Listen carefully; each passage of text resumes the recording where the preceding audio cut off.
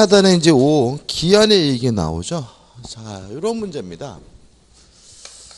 을이 갑에게 1억을 빌려줘서 을은 채권자고 갑이 채무자다 라고 생각해 보면, 을이 갑에게 1억을 빌려주면서 돈을 예를 들어서 6월 10일까지 갚아라라고 기한을 정했어요. 그러면 이제 첫 번째 생각해 볼 것은 6월 10일이라는 기한은 누구에게 좋은 것인가? 채무자가 좋을까요? 채권자가 좋을까요? 여기서 이렇게 이해하시면 안 됩니다. 6월 10일이 도래하면 을이 돈을 받을 수 있으니까 기한은 채권자에게 좋은 거다. 이렇게 이해하면 안 돼요. 왜 그러냐면 우측 맨 밑에 보시면 기한의 이익이라 하면 기한이 뭐죠? 도래하지 않음으로 해서 당사자가 받는 이익이에요. 다시 말하면 도래함으로써 받는 이익이 아니라 도래하지 않음으로써 받는 이익이죠. 그러면 6월 10일이 도래하지 않았다면 갑은 뭐 할 필요 없죠? 돈을 갚을 필요가 없는 거니까 다시 우제 보시면 153조 1항 법조문이 나와 있죠. 기한은 채무자의 이익을 위한 것으로 뭐합니까? 추정한다 이렇게 나오는 거죠. 따라서 기한은 원칙적으로 누구에게 이익이 되는 거예요? 채무자에게 이익이 되는 겁니다. 근데 문제는 넘겨보시면 기한의 이익을 갖는 자에 가지고 1, 2, 3에서 정리가 되어 있는데 교재에 나와 있는 건 좀 복잡하고요. 간단하게 말씀드리면 이렇게 기억하시면 돼요. 첫째, 무상이면 채무자만 기한의 이익이 있고요. 두 번째, 유상이면 채무자뿐만 아니라 채권자에게도 기한의 이익이 있다. 이게 큰 틀입니다. 이런 얘기겠죠. 을이 갑에게 돈을 빌려주면서 무상 이자를 안 받기로 했어요. 그러면 기한은 누구만 좋은 거예요? 채무자만. 근데 만약에 유상 이자로 2천만 원을 받기로 했단 말이죠. 그러면 을은 6월 10일까지 참음으로써 얼마를 갖게 돼요? 2천만 원을 갖게 되니까 채권자에게도 뭐가 있는 거죠? 기한의 이익이 있는 거죠. 이게 큰 틀이고, 다만 예외적인 것은 세 번째인데 무상임치예요. 무상으로 물건을 보관하기로 하는 계약의 경우에는 채권자만 기한의 이익이 있는데 임치계약의 채권자는 물건을 맡긴 누굴 말하냐면 임치인을 말한다. 그 다음에 이제 기한의 이익 폭인데 요 1번과 3번처럼 한쪽 당사자에게만 기한의 이익이 있는 경우에는 자유롭게 포기하는 것이 가능해요. 예를 들어서 을이 갑에게 돈을 빌려주면서 이자를 안 받기로 했다면 갑이 중간에 돈을 갚아도 상관이 없는 거예요. 기한의 이익을 뭐 할 수 있는 거죠? 포기할 수가 있는 거죠. 근데 유상이어서 채무자뿐만 아니라 채권자에게도 기한의 이익이 있는 경우에는 손해를 배상해야 기한의 이익을 포기하는 것이 가능해요. 이건 또 뭘 생각하시면 되냐면 은행에서 대출 받은 경우를 생각해 보세요. 은행에서 대출을 받으면 반드시 이자를 주죠. 따라서 뭐예요? 유상입니다. 그 말은 채권자인 은행에도 뭐가 있다는 거죠? 기한의 이익이 있다는 얘기고요. 따라서 우리가 5년 상한으로 돈을 빌렸어요. 근데 돈이 1년 만에 생겨가지고 미리 갚으러 가면 은행 직원은 고맙다 그러는 것이 아니라 중도상한 수수료라는 걸 내라고 합니다.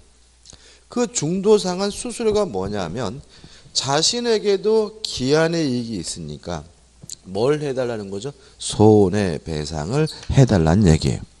다만 이 손해배상이라는 것이 어감이 굉장히 부정적이기 때문에 중도상한 수수료라는 이상한 말을 쓸 뿐, 그것도 뭐 해달라는 얘기죠? 손해배상을 해달라는 취지임을 잊지 마시기 바랍니다. 끝이죠. 그 다음 우측에 보시면 기한의 이익이 상실이 나와요.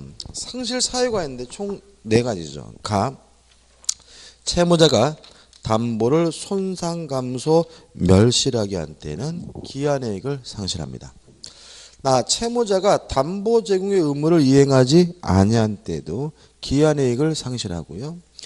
채무자가 파산한 때에도 기한이익을 상실하고 라는 약정사유니까 읽을 필요 없죠. 그래서 세 가지입니다. 담보를 손상 감소 멸실하게 한 때, 담보 제공 의무를 이행하지 아니한 때, 또 채무자가 파산한 때에는 채무자는 기한이익을 상실해요. 따라서 효과입니다. 채권자는 지금 당장 돈을 갚아라. 즉시 변제를 뭐 할 수 있죠? 청구하는 것이 가능하게 된다는 것까지 기억하시면 되겠죠. 자, 넘겨보시면 작년도 시험 문제가 나와 있어요. 보자고요. 기한이익을 갚는 자, 그죠? 기억, 사용대차는 무상이죠. 그죠? 사용대차, 임대차의 차이점이 뭐라고요? 유상이면 임대차, 무상이면 뭐예요? 사용대차잖아요. 따라서 사용대차는 채무자인 누구에게만요? 차주에게만 기한이익이 있어요. 니은번 임대차 유상이죠. 그 말은 임대인, 임차인 모두에게도 기한이익이 있다는 얘기니까 니은번 임대차에서 임치인도 뭐가 있죠? 기한이익이 있죠. 디귿번 무상임치예요. 이거죠. 무상임치는 채권자인 누구만요? 임치만 기한의 이익이 있으니까 수치인은 기한의 이익이 없으므로 디귿은 빼야죠. 리을번 이자 없는 소비대차 무상이죠. 그죠? 누구만요? 채무자, 차주만 기한이익이 있고요. 미음번 이자 있는 소비대차 유상이죠. 채권자, 채무자 모두에게 기한이익이 있으니까 차주 물론 기한이익이 있습니다. 따라서 답은 4번 뭐만 빼는 거죠? 디귿만 빼는 거죠. 근데 이거를요. 교재 이 문제에 나와 있는 것처럼 사용대차, 임대차 이렇게 기억하시면 헷갈려요.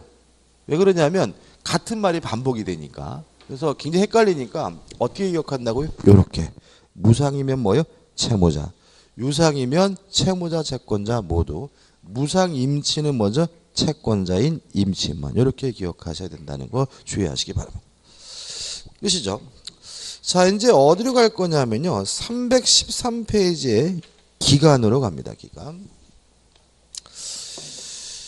일단 기간의 의의는 아까 말씀드린 거니까 한번 보시면 될 것 같고, 기간의 계산 방법이 나와 있는데 일단 기간의 계산 방법 해가지고 시험 문제가 가끔 출제가 되긴 하는데 필요한 것만 기억하시면 돼요.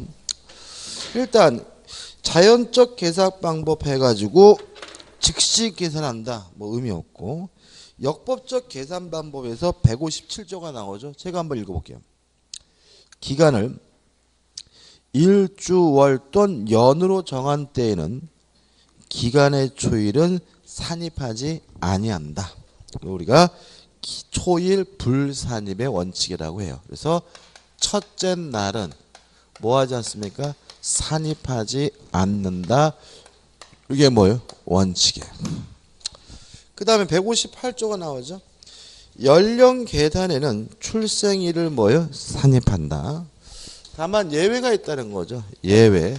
연령, 나이를 계산할 때는 초일을 첫째 날을 뭐예요? 산입하게 됩니다. 가장 중요한데 그럼 결과적으로 어떻게 되냐면 원칙적으로 초일을 산입하지 않으면 끝나는 날과 시작된 날이 같아져요. 예를 들어 가지고 1월 15일부터 한 달이다. 그러면 끝나는 날도 뭐냐면 2월 15일에 날짜 같아져요. 한 달이. 그 다음에 연령처럼 초일을 산입하게 되면 끝나는 날이 뭐예요? 하루 전날이 돼요. 그래서 예를 들어서 생일이 7월 19일인데 성년이 되는 날짜는 언제냐면 7월 18일 날 뭐가 되냐면 자정이 돼요. 그죠? 자정. 다시 한번요.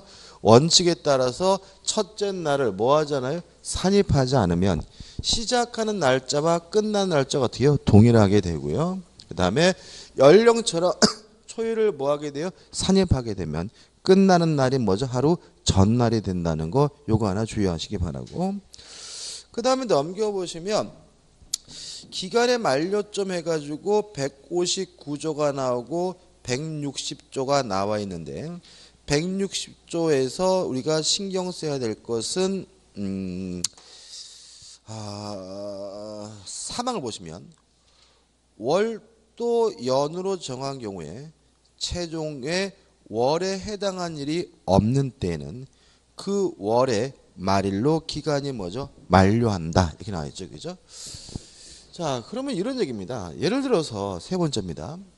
지금이 12월 달인가요? 그러면 10월 30일부터 한 달간, 한 달 그러면 초일을 산입하지 않는 결과 며칠이 끝나는 날이어야 돼요? 11월 30일이 끝나는 날이어야 되는데 11월 30일은 없죠. 그죠? 따라서 11월 30일이 아니라 언제요? 11월 30날이 뭐죠? 끝나는 날이다. 이렇게 되는 거죠. 그죠? 다시 말하면 그 달에 끝나는 날이 없으면 그 달의 말일이 뭐죠? 끝날이 된 달이 됨을 주의하시기 바라고요. 근데 마지막으로 네 번째는 이제 161조입니다. 기간의 말일이 토요일 또는 공휴일에 해당하는 때에는 기간은 그 이길로 만료합니다. 그죠? 다시 말씀드리면 말일이 끝나는 날이 토요일이거나 또는 뭐요? 공휴일이면 언제 끝나는 거죠? 이길 날 끝나게 되는 거죠. 그래서 그 심지어는 이런 문제도 나온 적이 있었어요. 예를 들어 가지고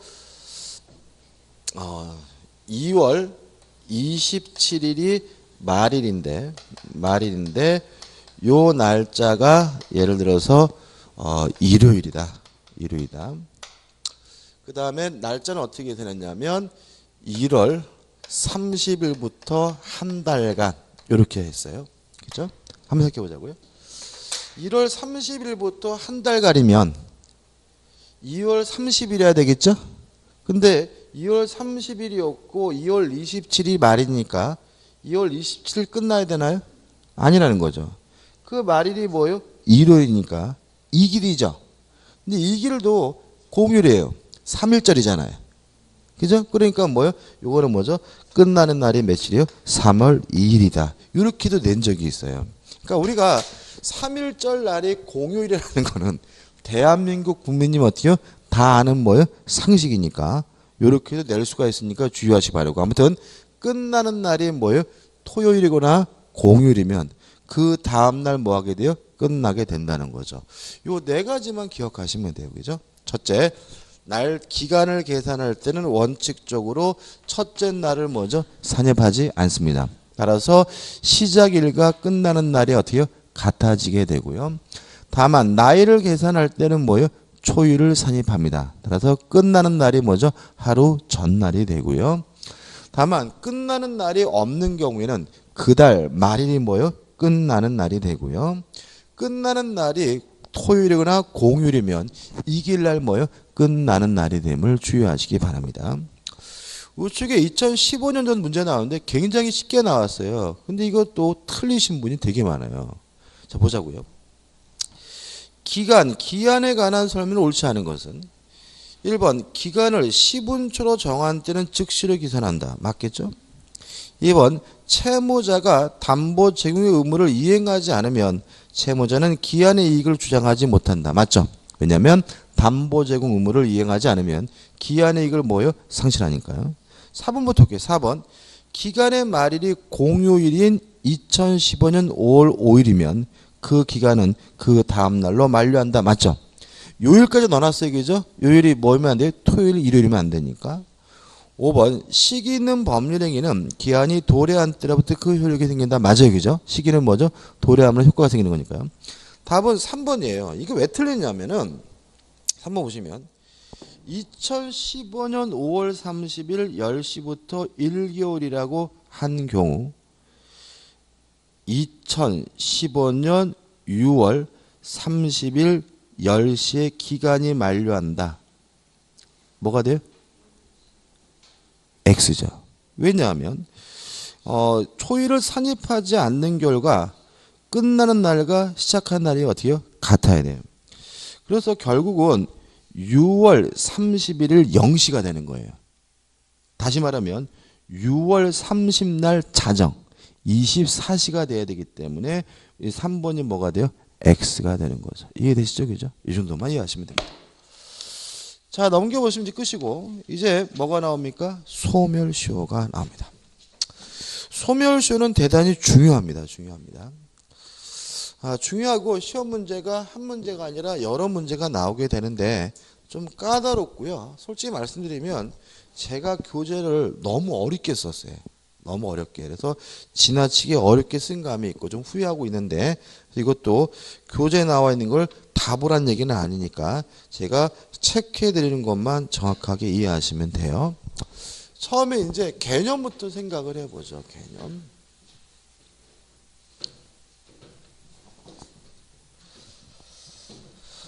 일단 소멸시효가 뭐냐부터 생각해 보시면, 일정한 권리를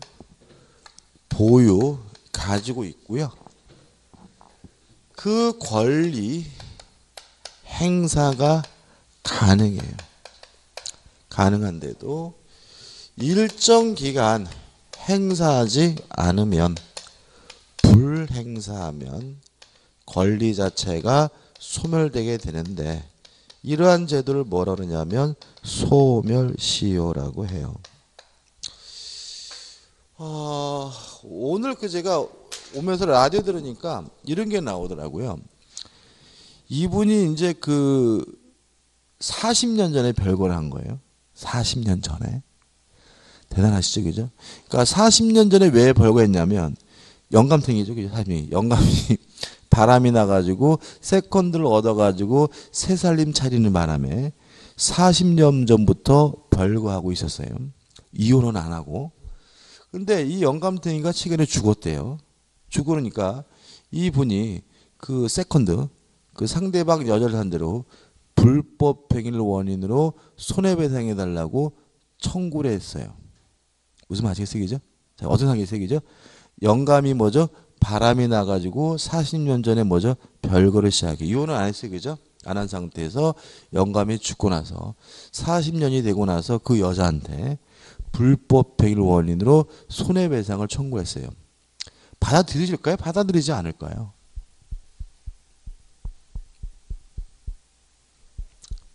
받아들여야 된다고요? 받아들일 수가 없는 거예요.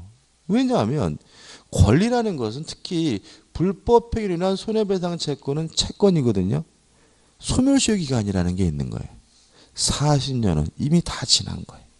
무슨 말이시겠죠, 그죠? 좀 이따 기간을 말씀드리겠지만, 다시 말하면 소멸시효라는 것은 권리를 행사할 수 있어요. 별거할 때부터 행사할 수 있는 거잖아요, 그죠? 다시 말하면 40년 전에 이미 그 여자가 내 남편을 꼬셔가지고 저에게 손해를 입혔으니까 불법 행위를 원인으로 뭘 청구할 수 있는 거예요? 손해배상을 청구할 수 있는 거잖아요.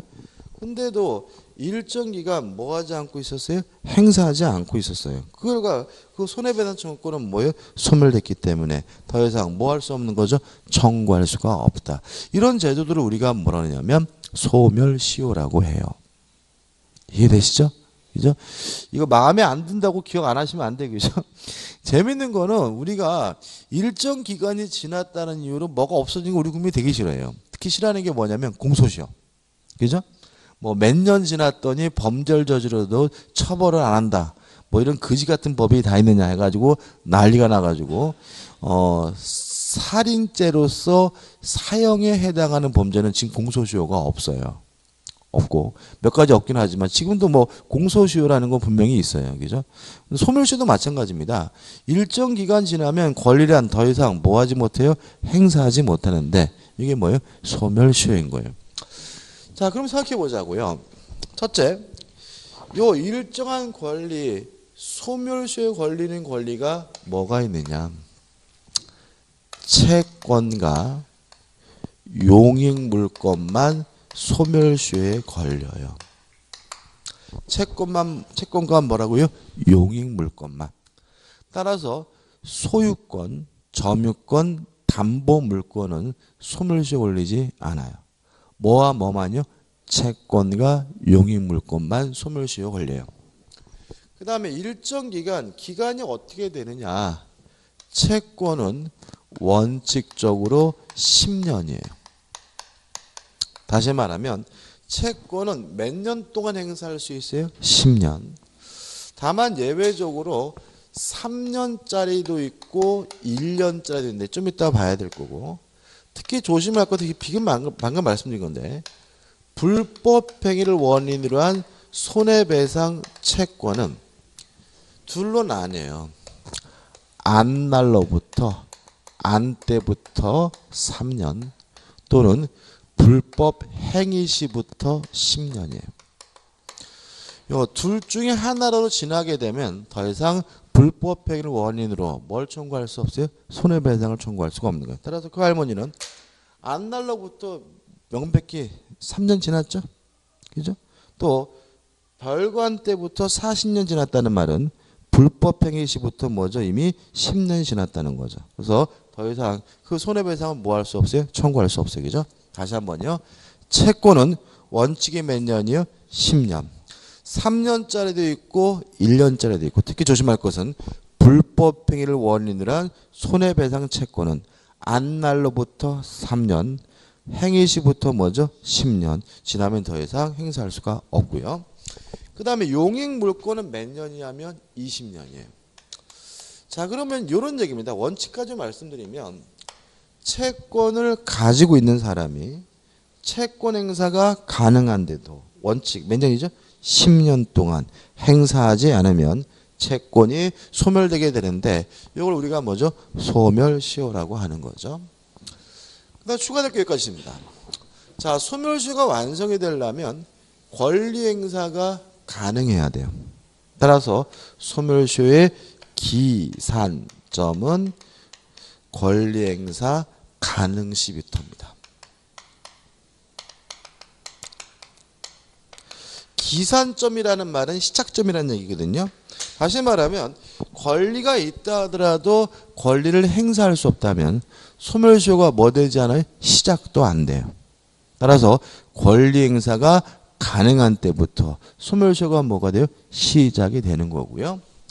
또 권리 행사가 가능해야 소멸시효가 뭐예요? 완성이 되니까, 권리 행사가 불가능하다면 소멸시효가 완성되질 않아요.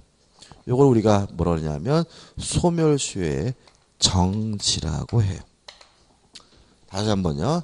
권리 행사가 가능해야 소멸시효가 뭐가 돼요? 완성이 된다. 따라서 권리 행사가 불가능한 상태라면 소멸시효가 완성되지 않고 멈추는데, 이걸 우리가 뭐죠? 소멸시효의 뭐라 그래요? 정지라고 하는 거죠. 이것도 정지 사유도 우리가 뒤에서 자세히 할 건데 먼저 한 가지만 말씀을 드릴게요. 한 가지만. 자, 이런 거 예를 들 수 있어요. 갑이 을과 그렇고 그런 사이의 연인인데 어느 날 갑한테 카톡이 왔어요. 자기야, 나 300만 원만 빌려줘. 그래서 기분 상하고 빌려주기도 싫었지만 하도 갑이 애연하고 알랑방구 기기에 300만 원을 빌려줬어요. 그러면 을은 갑으로부터 300만 원을 받을 수 있는 뭐가 있는 거예요? 채권이 있는 거죠. 근데 재수없게 이 거지 같은 인간하고 뭘 했냐면 혼인을 했어요. 그러면 돈 못 받아요. 받아봤자 의미도 없는 거예요. 따라서 결혼하는 순간 돈 받는 것이 불가능한 것을 평가되기 때문에 소멸시효가 완성되지 않고 뭐가 돼요? 정지가 돼요. 그래서 둘이 결혼하다가 40년 만에 이혼을 하게 되면 아직 이 채권의 소멸시효는 뭐가 되는 게 아니에요? 완성되지 않고 있는 거니까 을은 갑에게 처녀 쪽에 빌려준 300만 원 내놔라라고 뭐 할 수 있어요? 요구할 수가 있다. 이렇게 되는 거예요. 다시 한번요. 소멸시효가 완성되려면 권리 행사가 어떻게 해요? 가능해야 됩니다. 따라서 권리 행사가 불가능하다면 소멸시효가 완성되지 않는데, 이걸 우리가 뭐죠? 소멸시효의 정지라고 합니다. 그 다음에 소멸시효가 완성되려면 권리를 행사하지 않고 어떻게 해요? 방치하고 있어야 돼요. 따라서 만약에 권리를 행사하게 되면 이때는 소멸시효가 뭐가 되냐면 중단이 되고요. 중단이 되면 어떤 일이 발생하냐면 새롭게 다시 시작하게 됩니다. 자, 이런 얘기예요. 을이 갑에게 돈을 빌려주고 결혼은 안 했어요. 그러면 소멸시효가 뭐 되진 않아요? 정지되진 않는 거죠. 그러고 나서 몇 년이 지났냐면 9년이 지났어요. 그러면 앞으로 몇 년만 더 지나면요, 1년만 지나면 돈 못 받는 거죠. 그래서 을이 갑한테 돈 달라고 소송을 제기했어요. 권리를 행사하게 되면 소멸시효가 뭐가 되냐면 중단이 돼요. 따라서 요때부터 새롭게 다시 시작해서 10년이 돼야 비로소 소멸시효가 뭐가 되냐면 완성이 돼요. 물론 이것도 또다시 10년 되기 전에 권리를 뭐하게 돼요? 행사하게 되면 소멸시효가 뭐가 돼요? 중단이 되기 때문에 또다시 뭐가요? 10년이 또 주어지게 되는 거죠. 이해되시죠? 그죠? 다시 말하면 소멸시효가 완성되려면 권리를 행사하지 않고 방치하고 있어야 됩니다. 따라서 권리를 행사하게 되면 소멸시효가 중단되고 중단되게 되면 다시 소멸시효가 뭐죠? 새롭게 시작하게 됩니다. 여기까지겠죠? 실제로 제가 간단하게 소멸시효를 정리해 드렸지만 이게 핵심이에요, 솔직히. 이게 핵심이고 물론 몇 가지 지엽적인 건 알긴 알아야 되지만 이 정도만 가지고도 대부분의 문제는 다 풀린다는 거 생각하시고 꼭 기억해 두시고 이해하실 필요가 있어요. 퀴즈 좀 볼게요. 총선해 가지고 시효제도의 의의가 나와 있죠. 왜 이런 쓸데없는 거 인정하느냐? 법적 안정성을 위해서 인정한다. 이런 말이 나와 있고 그 다음에 하단에 3번 해가지고 뭐가 나오냐면 제척기간의 구별이 나와요. 구별해 봐야 돼요. 일단 제척기간이라는 것이 뭐냐? 원래 의미는 적극적인 권리 행사 기간을 제척기간이라고 하는데요. 수험적으로는 이렇게 기억하시면 돼요. 형성권의 행사 기간을 제척 기간이라고 한다. 이렇게 기억하시면 돼요. 자, 우리가 소멸시효 걸리는 권리는 채권과 용익물권만 소멸시효 걸려요. 따라서 형성권도 뭐에 안 걸려요? 소멸시효는 안 걸리는 거예요. 따라서 형성권은 소멸시효 걸리는 것이 아니라 따로 행사 기간을 규정하고 있는데 이걸 우리가 뭐라냐면 제척 기간이라고 한다. 이렇게 기억하시면 되고요. 그 다음에 제척 기간은 어떻게 되느냐? 일단 이게 다양하긴 한데 원칙적으로 10년이에요. 따라서 형성권은 원칙적으로 몇 년 동안 행사할 수 있는 거죠? 10년 동안 행사할 수가 있다. 예외가 여러 가지 있지만 일단은 취소권만 기억하자고요. 취소권이라는 형성권만은 전했던 겁니다. 추인이 가능한 날로부터 3년, 법률 행위를 한 날로부터 뭐죠? 10년. 이렇게 두 가지로 나눠져 있는 취소권은 뭐예요? 예외적이고 취소권을 제외한 나머지 형성권들은 원칙적으로 몇 년이요? 10년 동안 행사할 수 있다. 이렇게 기억하셔야 되고 그 다음에요. 요 제척 기간은 불변 기간이란 말도 써요. 왜 그러냐면 제척 기간은 정지 제도가 없고 중단 제도가 없다는 중요한 특징이 있어요. 자, 소멸시효는요. 정지 제도가 있고 중단 제도가 있는 결과 기간이 늘어나게 되죠. 아까 말씀드린 것처럼 채권은 소멸시효 기간이 뭐예요? 10년이라고 했지만 정지가 됐으면 40년 지나도 뭐예요? 행사할 수 있고 중단시키면 뭐 계속해서 뭐 할 수 있어요? 행사할 수 있는 거잖아요. 따라서 소멸시효는 정지 중단 제도 때문에 기간이 뭐 할 수 있어요? 늘어날 수가 있는 거죠. 근데 제척 기간은 뭐가 없습니까? 정지 중단 제도가 없어요. 따라서 기간이 안 늘어나고 요 정해진 기간이 지나게 되면 어떠한 경우에도 더 이상 형성권을 뭐 할 수 없어요? 행사할 수 없다는 특징이 있고요. 마지막으로 소멸시효가 완성됐는지 여부가 재판에서 문제가 된 경우에는요. 주장이 필요해요. 다시 말하면 주장을 해야지만 법원은 소멸시효가 완성됐는지 안 됐는지를 뭐예요? 고려해 주게 되고요. 제척기간은 주장이 필요가 없어요. 주장 불필요. 다시 말하면 제척기간이 도가 됐는지 안 됐는지 여부는 법원이 직권으로 판단해 준다는 것까지 기억해 두시기 바랍니다. 이번에 그 탄핵 소추하면서 그 말이 많았는데 그 박근혜 대통령의 그 변호인 측, 대리인 측에서 말도 안 되는 얘기를 계속했거든요. 한번 근데 그걸 왜 하냐면은 주장하지 않으면 헌법재판소가 뭘 하지 않아요? 고려를 안 해줘요. 그래서 만약에 탄핵 소추 사유를 쭉 나열했는데 거기에 대해서 대리인 측에서 아무런 주장을 안 하면 그것을 뭐예요? 받아들인 것으로 인정을 해버리거든요. 그러니까는 탄핵 소추 안 당하려면 그 여러 가지 탄핵 소추에 대해서 반드시 뭘 해야 돼요? 주장을 해야 되는 거죠. 그래서 주장하다 보니까 잘못됐다고 주장하다 보니까 말이 좀 이상해졌고 스텝이 꼬이게 되긴 했지만 그것이 필요하단 말이죠. 아무튼 일반적으로 소멸시효처럼 재판에서 뭘 해야 돼요? 주장을 해야 되는 거예요. 다만 제척기간 같은 경우는 뭐 할 필요 없어요? 주장할 필요가 없다는 것은 특징이니까 꼭 기억해 두시기 바랍니다.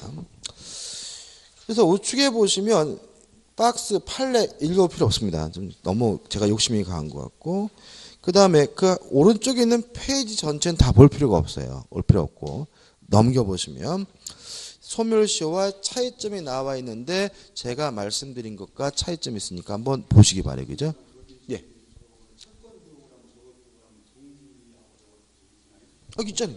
예. 정지제도가 있고 뭐예요? 중단제도. 제가 지금 아까 다 뭐 가지고요? 채권 가지고 예를 들었는데. 그죠? 300만 원 빌려줘. 채권이잖아요. 그 채권 가지고 얘기 말씀드렸는데 갑자기 그런 얘기 하시면 제가 갑자기 서운하죠. 그죠? 자, 교재 보시면 기산점 중단 사유 해가지고 제척 기간은 뭐냐면 불변 기간이라는 생각을 가지고 접근하시면 되고요. 답은 소송상의 주장 여부에서 다시 말씀드리지만 소멸시효는 뭐가요? 주장이 필요하지만 제척 기간은 뭐가요? 주장이 필요가 없고요. 우측에 라면 권리 소멸시가 나오는데 설명 안 드렸는데 소멸시효는요 소구표가 있어요. 다시 말하면 기산점으로 소급해서 채권이 뭐가 돼요? 소멸해요. 그렇지만 형성권은 적극적인 행사기간이기 때문에 뭐가 없냐면 소급표가 없어요. 왜 소급표를 인정하냐면 이런 얘기입니다. 한번 생각해 보세요. 여기서 채권이 발생했고 기산점이 시작됐는데 10년이 지났어요. 그러면 채권이 뭐에 걸려요? 소멸시 걸려서 소멸하겠죠. 그럼 만약에 요때부터 장래에 향해서 소멸한다 이래버리면 요 기간 동안에 이자는 내야 된다는 논리가 생기거든요. 이해되죠? 그래서 우리 민법은 요때부터 소멸하는 것이 아니라 과거로 소급해서 뭐가 돼요? 소멸된다. 따라서 소멸시효 걸리면 뭐죠? 원금도 갚을 필요도 없고 무엇도 줄 필요 없어요? 이자도 줄 필요 없다는 논리가 됨을 주의하시기 바라고. 그 다음 마법 소멸시효익은 포기할 수 있지만 제척기간은 포기할 수가 없고요. 바범 법문상의 차이는 설명드릴 게 없고요. 4번 권리의 실효의 구별인데 뭐 특별한 건 없습니다. 실효가 뭐냐면 우리가 신호성실의 원칙에서 배웠던 실효의 원칙을 말합니다. 그 다음 2번 소멸시 요건이 나와요. 1번 소멸시 권리는 권리죠. 자, 어떻다고요? 채권과 용익물권만 뭐예요? 소멸시 걸린다.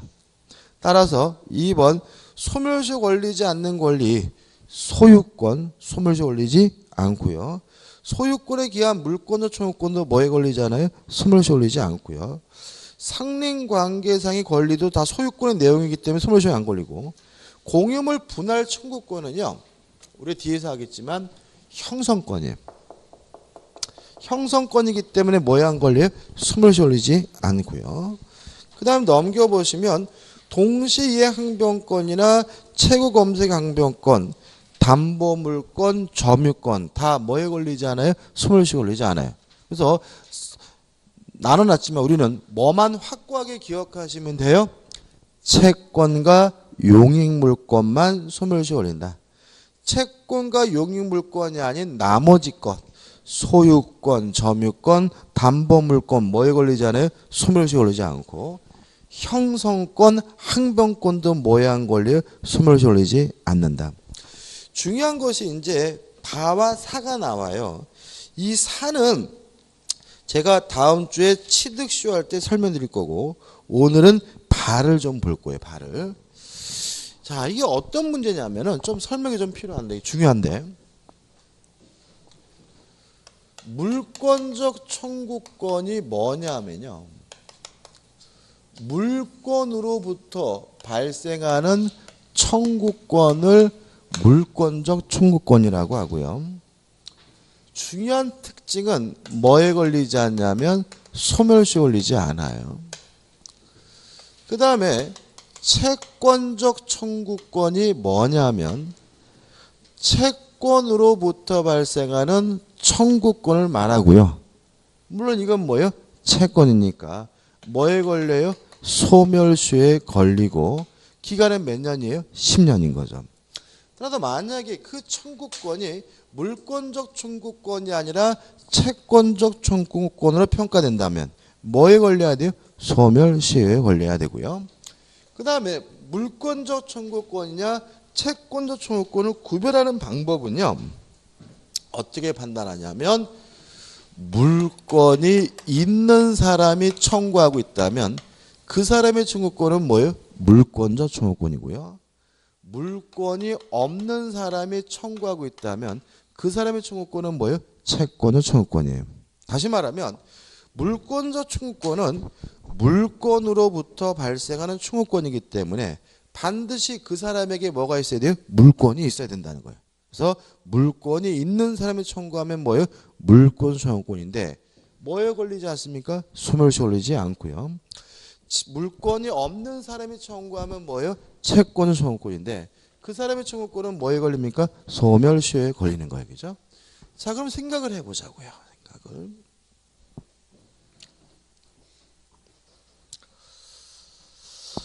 시험에 아주 잘 나옵니다. 이 부분은. 갑이라는 사람이 A라는 건물을 가지고 있어요. 자기 앞으로 등기를 하고 있죠. 자, 을이 갑과 만나서 매매 계약을 하고요. 매매 대금을 다 지급해서 갑이 을에게 임도를 해줘서 현재 을이 그 토지를 점유는 하고 있는데 자기 앞으로 등기는 안 하고 있어요. 그러면 을은 아직 뭐가 없어요? 소유권이 없죠. 그죠? 소유권이 없고 다만 매매 계약을 했고 대금을 지급했으니까 이전 등기해달라고 요구할 수 있는 등기 청구권이 있겠죠. 그죠?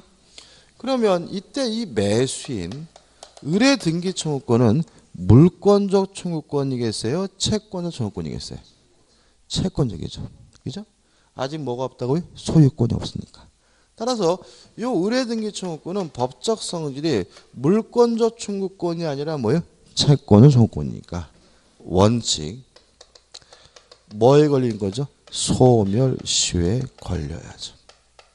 몇 년 동안요? 10년. 자, 그럼 여기서 이제 문제가 생깁니다. 우리 판례가 예외를 인정하고 있는데 다만 매수인이 점유를 계속하고 있는 상태라면 소멸시효 걸리지 않는다라고 판시하고 있어요. 자, 왜인지 이유를 생각해 봐야 돼요. 자, 소멸시효는 권리를 행사하지 않고 방치하면 권리가 소멸되는 제도가 뭐예요? 소멸시효예요. 자, 우리 판례에 따른다면 매수인이 그 목적물 인도받아서 점유를 계속하고 있다면 을은 자신의 권리를 계속해서 뭐하고 있다는 거예요? 행사하고 있다는 거예요. 따라서 권리를 뭐하고 있어요? 행사하고 있으니까 뭐에 걸리지 않아요? 소멸시효 걸리지 않는 거죠. 이해되시죠? 그죠? 따라서 점유를 계속하고 있다면 을은 10년 지나든 20년 지나든 30년이 지나든 매매를 원인으로 갑에게 뭐 할 수 있습니까? 이전 등기해달라고 뭐 할 수 있는 거죠? 청구할 수가 있는 거예요. 근데 문제는 을이 자신의 권리를 병에게 팔아먹었어. 팔아먹고 을이 병에게 인도를 해주면 이제 을은 점유를 뭐 하게 돼요? 상실하겠죠. 그죠? 그러면 소멸시효가 뭐가 돼야 돼요? 시작이 돼야 되거든요. 이 문제에 대해서 우리 판례는 또는 자신의 권리를 처분했다는 이유로 점유를 상실한다 하더라도 소멸시효 올리지 않는다라고 판시하고 있어요. 왜 그러냐면 수동적으로 점유하는 것이 권리의 행사라면 적극적으로 자신의 권리를 처분하는 것도 뭐예요? 권리의 행사라는 거예요. 그죠? 다시 말하면 수동적으로 점유하고 있는 것도 자신의 권리를 뭐하고 있는 거예요? 행사하고 있는 거라면 능동적으로 뭐하는 것도요? 팔아먹는 것도 뭐란 얘기예요? 권리의 행사이기 때문에 이때 을의 등기청구권은 뭐에 걸리지 않습니까? 소멸시효 걸리지 않는다는 게 판례 입장이에요. 교재에 나와 있는 거예요. 그죠? 그래서 우리가 핵심적인 것만 기억하자고요. 자, 매매 계약을 하고 대금을 지급한 매수인은 아직 뭐가 없습니까? 소유권이 없으므로 이 사람의 등기청구권은 물권적 청구권이 아니라 뭐예요? 채권적 청구권이므로 뭐에 걸려야 돼요? 소멸시효에 걸려야 한다.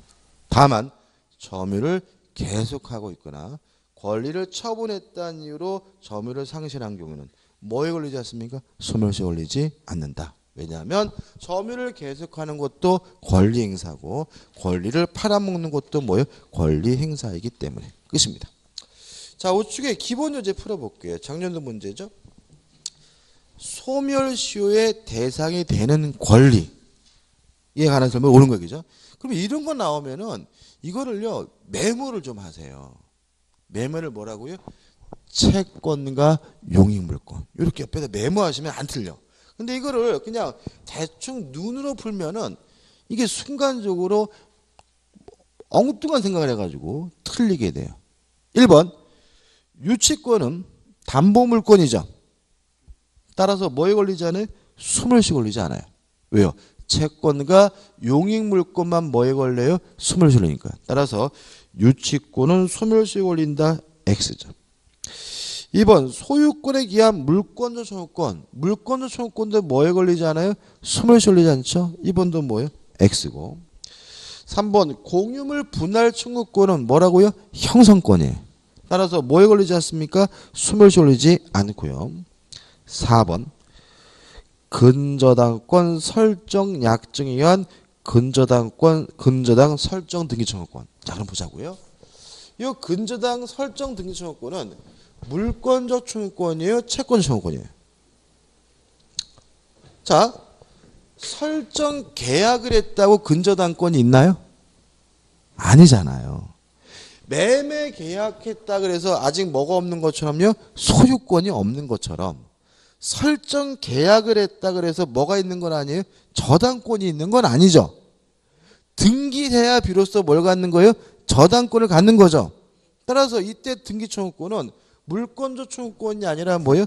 채권적 청구권이고요. 따라서 뭐에 걸려야 돼요? 소멸시효에 걸려야 되니까 그 피담보 채권이 될 채권과 별개로 소멸시효에 걸린다는 지문은 뭐죠? 맞는 지문이 되는 거죠. 이해되시죠? 그죠? 그래서 앞으로 여러분들이 뭐 근저당권 설정 등기청구 이게 아니에요. 등기청구권은 물권적 청구권일 수도 있고 뭐예요? 채권적 청구권일 수도 있는데 뭐 가지고 따진다고요? 물권이 있느냐 없느냐 가지고 따지는 거예요. 5번 부동산을 매수한 자가 또 나왔죠. 그죠? 매수인이에요. 그 목적물을 인도받아 사용 수익하고 있는 경우에도 다시 말하면 점유를 계속하고 있는 경우에도 매수인의 소유권 이전 등기 청구권은 소멸시효에 걸린다. X죠. 왜요? 점유를 계속하는 한 뭐 하지 않습니까? 소멸시효 걸리지 않죠. 까지 왔습니다. 그죠? 자, 좀 쉬었다가 이제 2번부터 볼 건데 2번은 뭐냐면 이제 여기 이거죠. 권리 행사가 가능해야 된다. 따라서 소멸시효 기산점, 시작점 언제부터라고요? 권리 행사가 가능한 때다. 이 부분을 볼 거란 말이죠. 좀 쉬었다가 보도록 하겠습니다.